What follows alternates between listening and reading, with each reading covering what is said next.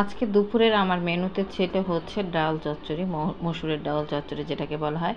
আর ছিল আলু ভর্তা, করল্লা ভর্তা, আমার অনেক পছন্দ করল্লা ভর্তা। তার সাথে ছিল এই ছোটো মাছ, মলা মাছ চচ্চড়ি। এই মাছ চচ্চড়িটা অনেক মজা হয়েছিল। তার সাথে আমরা সাদা ভাত খেয়েছি। আসলে দেখা যায় যে এখন কুরবানিদের পরে মানুষ মাংস খেতে খেতে বোর হয়ে গেছে। যারা মাংস খেতে খেতে বোর হয়ে গেছেন তাদের জন্য আজকের এই রেসিপিগুলো।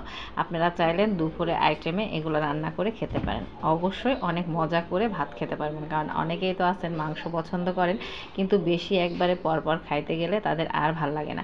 তো তারা চেষ্টা করতে পারেন যে এরকম করে রান্না করে খেতে। প্রত্যেকটা খাবার কিন্তু খেতে অসম্ভব মজা হয়।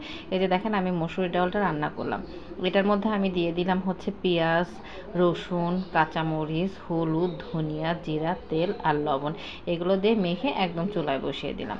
তারপরে হচ্ছে আমি যে ছোটো মাছটা রান্না করব তার জন্য আমি যে সবজিটা নিয়েছিলাম তাতে নিয়েছিলাম হচ্ছে ধুন্দুল, বেগুন, টমেটো, আলু, কাঁচামরিচ আর পেঁয়াজ। একটু পেঁয়াজের পরিমাণ বেশি দিলে এই মাছ চচ্চড়িগুলো খেতে অনেক বেশি মজা হয়।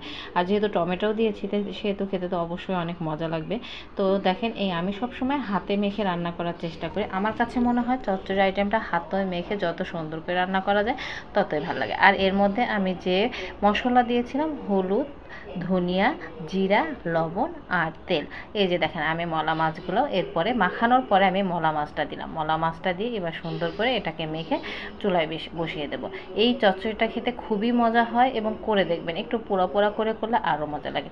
ওদিক দিয়ে আমার ডাউলটা হয়ে গেছে এবং মাছ চচ্চড়িটা প্রায় হওয়ার কাছাকাছি। এই যে দেখেন কি সুন্দর একটা কালার আসছে, কারণ সবুজ, লালের, বেগুনের একটা বেগুনি কালার সব কিছুর কম্বিনেশনে অনেক সুন্দর একটা কালার আসছে। আর খেতেও তো একদম অসম্ভব। লাস্ট পর্যন্ত দেখবেন যে কি সুন্দর, ওয়াও!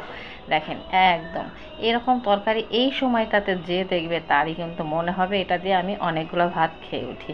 আসলে আমার অনেক পছন্দ তো, কারণ প্রত্যেকটা এই সবজিগুলো নরম নরম আমার খেতে খুবই ভালো লাগে। তো আমার আজকে দুপুরে যেহেতু মেনু এগুলো ছিল সেজন্য আমি ভাবলাম যে আজকে শেয়ার করি। যারা এগুলা খেতে পছন্দ করে তারা এইভাবে রান্না করে খেতে পারেন। তারপরে আমি চলে যাব ভর্তায়। আমি সাধারণত শুকনো মরিচের ভর্তা একটু কমই করি, কেন যেন আজকে আমার মনে হয়েছিল আলু ভর্তাটা আমি শুকনো মরিচ দিয়ে করবো। তবে হ্যাঁ, মরিচটা কিন্তু আমি ভেজে নিইনি। আমি রান্না করার সময় চুলার পাশে রেখে দিয়েছিলাম, গরমে গরমে একদম সুন্দর মচমচে ক্রিস্পি হয়ে গেছে, তেলে ভাজিনি। তারপরে পেঁয়াজ দিয়ে সরিষার তেল দিয়ে সুন্দর করে আলু ভর্তাটা মেখে নিলাম। আলু ভর্তাটা খেতেও অনেক ভালো লেগেছে, কারণ আলু ভর্তাটা আমার অনেক পছন্দ। কারণ বাঙালিদের পছন্দই অনেক খাবারের মধ্যে একটা হচ্ছে ডাউল আর আলু ভর্তা। তো এবার আমি যেটা চলে যাবে সেটা হচ্ছে করলা ভর্তা। এটা অনেকেই খান না, কিন্তু আমার অনেক পছন্দের আগে করলা ভর্তা করতে। তবে করলা ভর্তা করতে আবার আমি মরিচ ব্যবহার করি না, শুধুমাত্র পেঁয়াজ দিয়ে ভর্তা করি। সেটা অনেকেই জিজ্ঞেস করতে পারেন।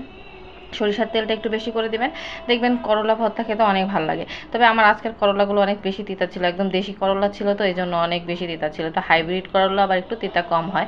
তো পেঁয়াজের পরিমাণটা একটু বেশি দিবেন করলা ভর্তাতে, তাহলে করলা ভর্তা খেতে কিন্তু বেশি ভালো লাগে। তো এই যে আমি সরিষার তেল একটু বেশি করে দিয়ে দিলাম। দিয়ে আমি 5 পিস করলা নিয়েছিলাম, মিডিয়াম ছোটো সাইজের আর কি, যেহেতু এটা দেশি করলা ছিল। এই যে আমার ভর্তা হয়ে গেছে, এই যে একদম দারুণ। তাই যে সব আমি এখন টেবিলে নিয়ে চলে আসছি, এখন আমরা খাওয়া দাওয়া করব। তো আমার বাচ্চাদের অবশ্য এগুলো খায় নাই, তারা মাংস দিয়ে খেয়েছে। এই যে আমার দেখেন কি সুন্দর, এগুলা দিয়ে যে ভাত খাবে আজকে এক প্লেট দুপুরবেলা খুব মজা করে। আজ এ পর্যন্ত।